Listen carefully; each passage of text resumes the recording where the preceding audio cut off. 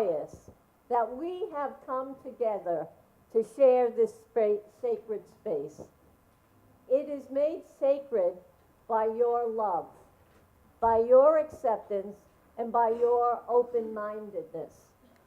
I, Charlotte, and Veronica will be with you today on this spiritual journey. Now, this service was presented in November at the Unitarian Universalist Leeward Ohana group in November, and that is UU Log, although at this time of the year we call ourselves the Yule Log.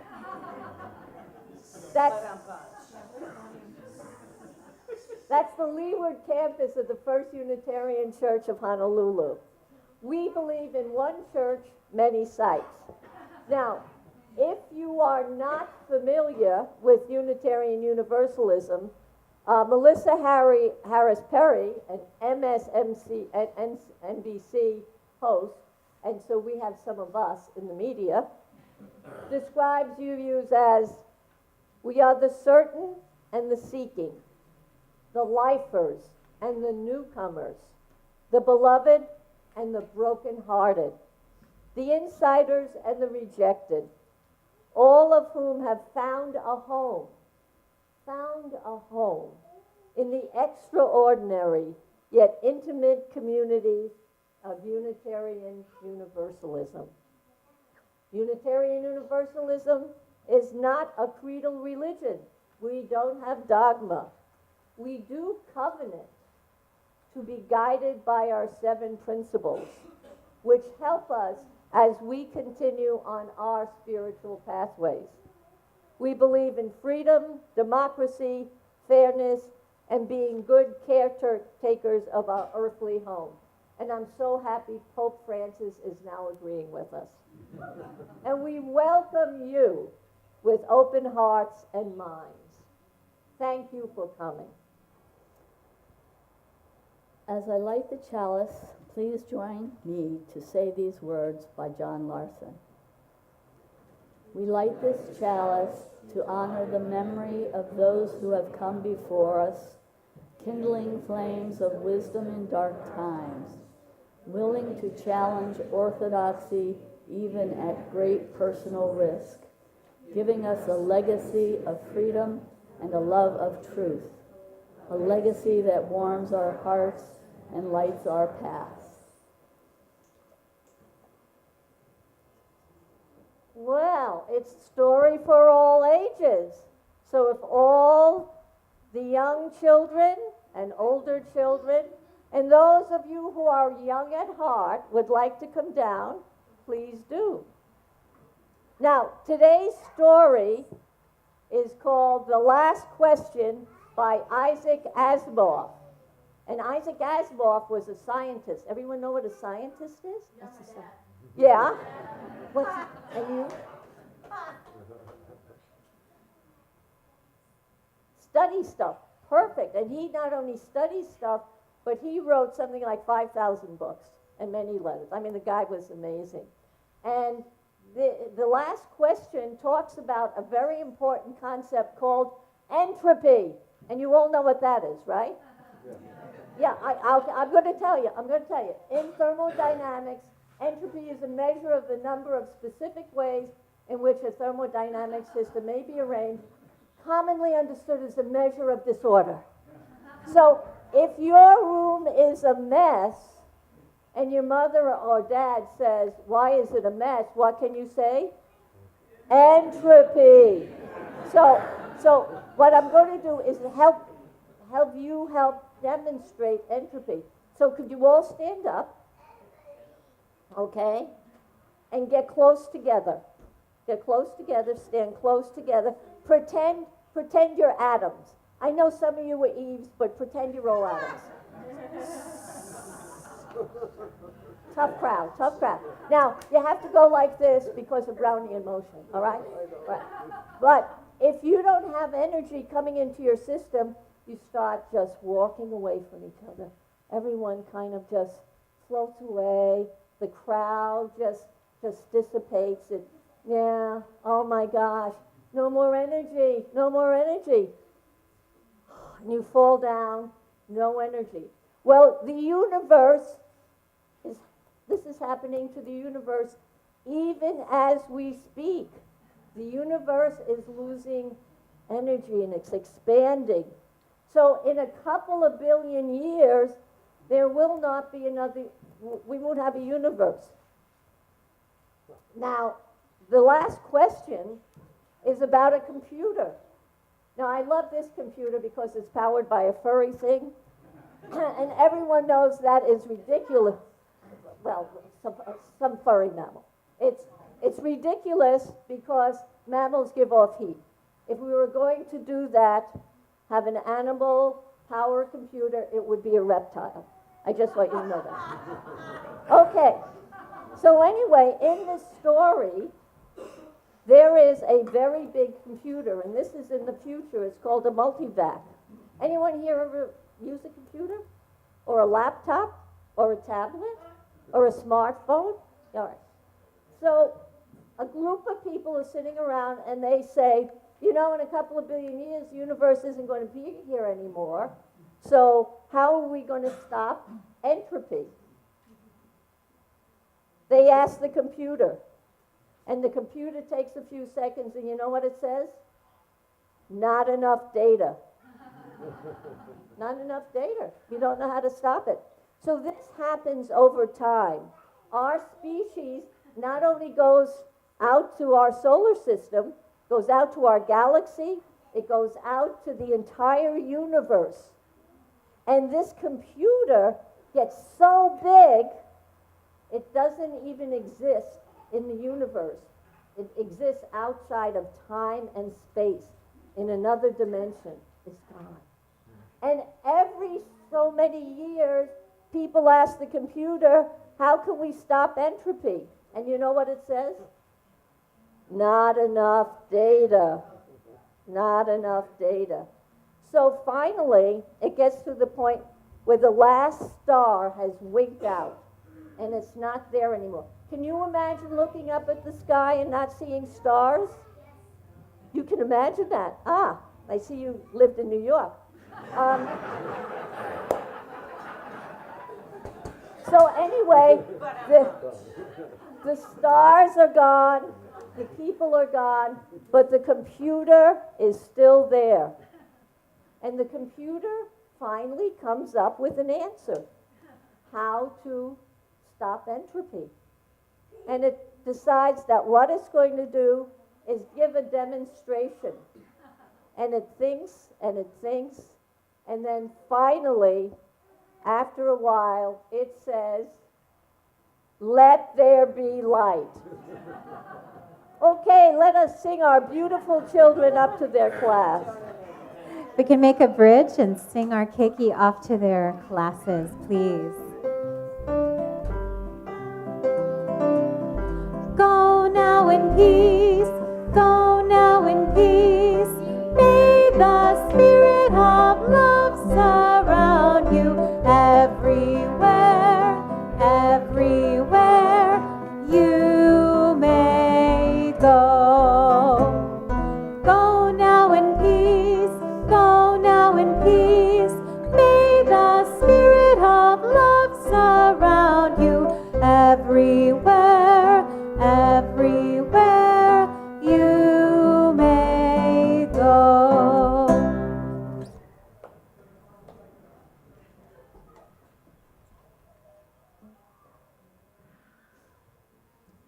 It seems to me that the idea of a personal God is an anthropological concept which I cannot take seriously.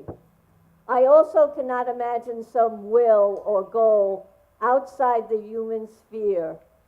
Science has been charged with undermining morality, but the charge is unjust. A man's ethical behavior should be based effectually on sympathy, education, and social ties and needs.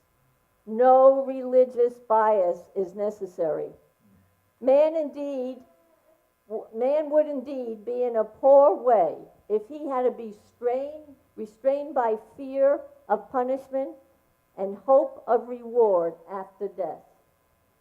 These are the words of Albert Einstein, who went on to say, I cannot conceive of a personal God who would directly influence the actions of individuals or would directly sit in judgment on creatures of his own creation.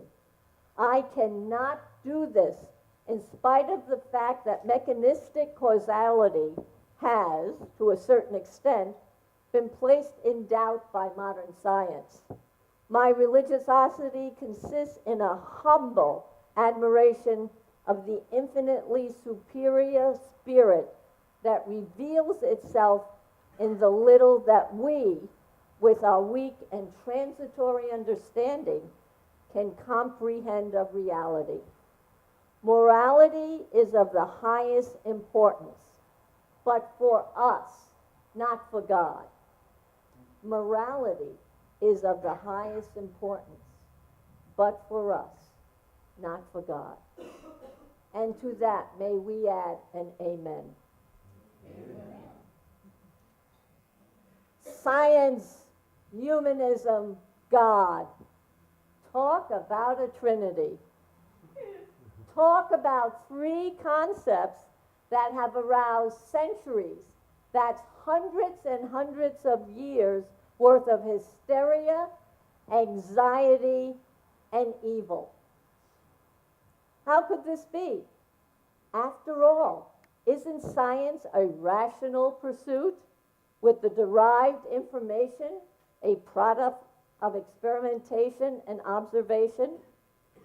How could science produce anxiety? Of course, there was the Galileo misunderstanding. I think you've all heard about that. Galileo said the earth revolved around the sun. The Pope said it didn't. It didn't. And he made Galileo stop talking about this. Now, I'm always confused about this because this was not a new concept. Copernicus had first come up with this idea. And Copernicus died 20 years before Galileo was even born. So that means this was not a new idea. It had been fermenting for a long time. In fact, my research has revealed that Copernicus's mother had a lot to do with this. Because she used to say to her son, Kirby, you're going to have to work hard. If you want to get ahead, you have to work hard, because the sun does not revolve around you.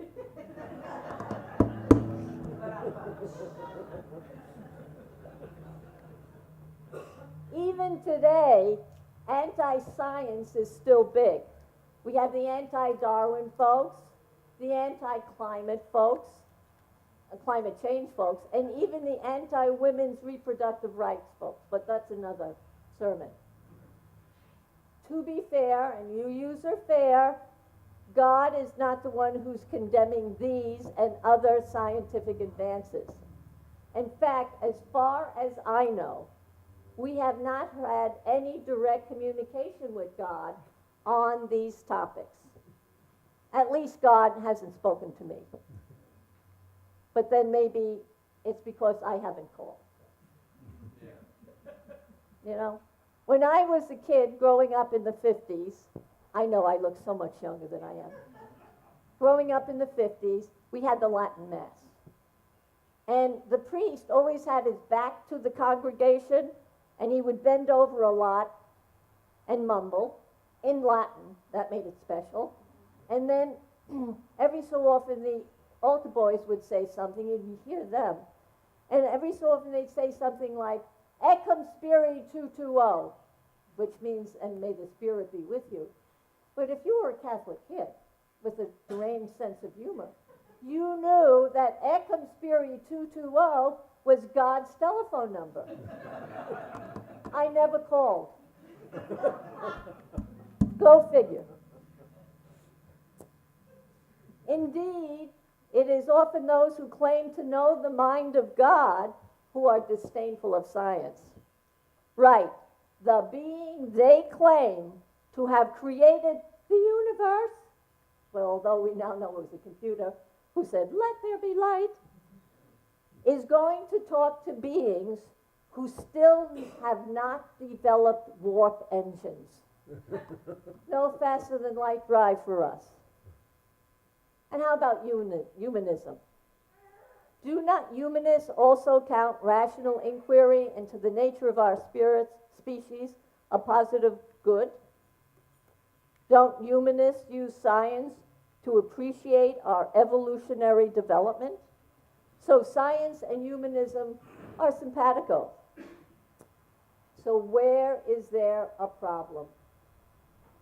Maybe with God.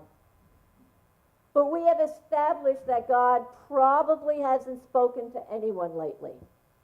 Maybe it is again with the people who believe in God, and maybe the problem is that the word God itself is too fraught with a variety of connotations, both negative and positive. Voltaire had said, if God did not exist, man would have to invent him. And look at some of the gods we've invented. Oi. Hey, Abraham, kill your son for me.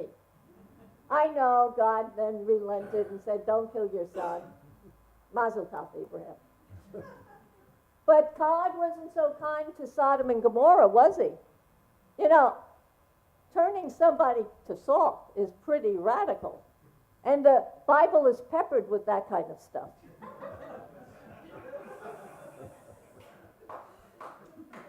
It's getting to be a tough crowd.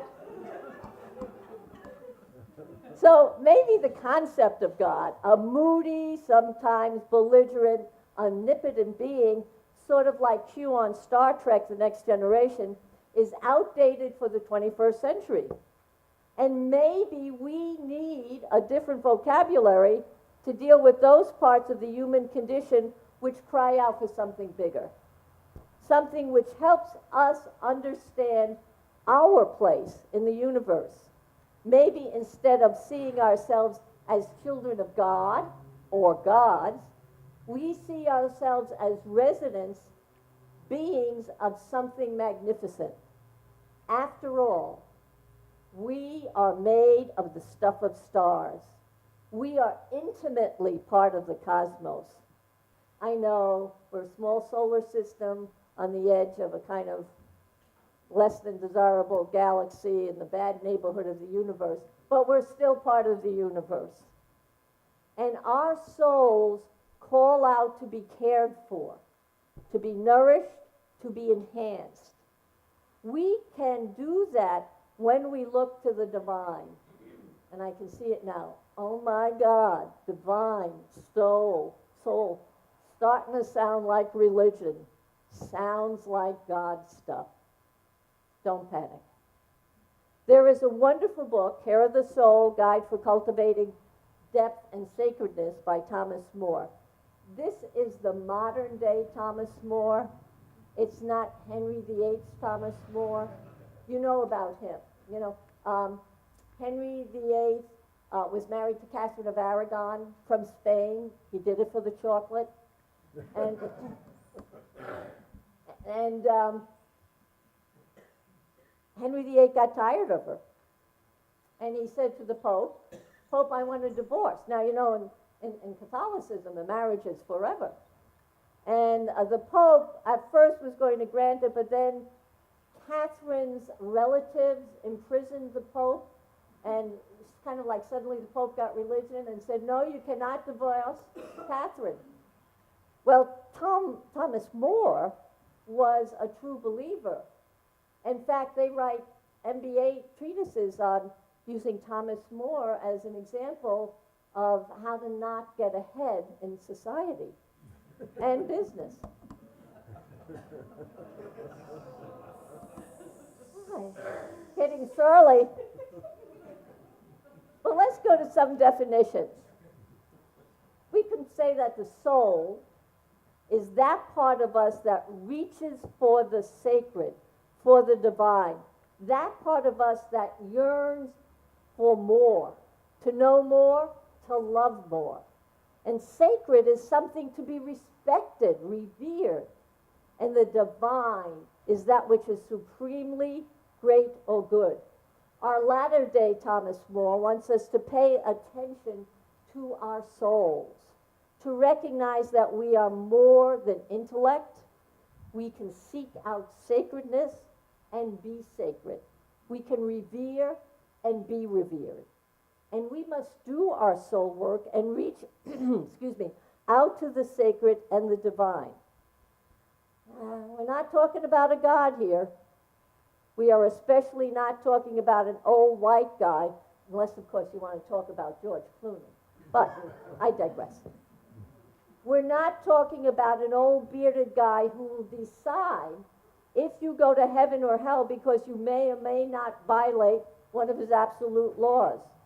We are talking about understanding who we are as a species, as a culture, as individuals, and finding that which is supremely good within us and finding that which is supremely good outside us. It is our search and recognition for the divine. Now, back to the original question. Science and humanism, roadblocks to God? Yeah. Especially if that God is used to rationalize hatred, racism, homophobia, classism, and any of the multitude of true evils which permeate our society, our culture, indeed our species. In the 21st century, we have to invent a God. Well, maybe we do. And if we do, let's invent one with great intelligence. Let's invent one who loves all of humanity. Let's invent one who has a message of true salvation, the true salvation of preserving our soul, the true rescue of our higher selves as we reach for the divine. Or let's not worry about inventing a God. Let us take back our true identity, that we are made of the stuff of stars, that we are intimately united with the universe. We do not have to grovel before any invented being. We are who we are. Let us be the best we can be. And I say to you, make it so. Amen, brothers and sisters. Amen.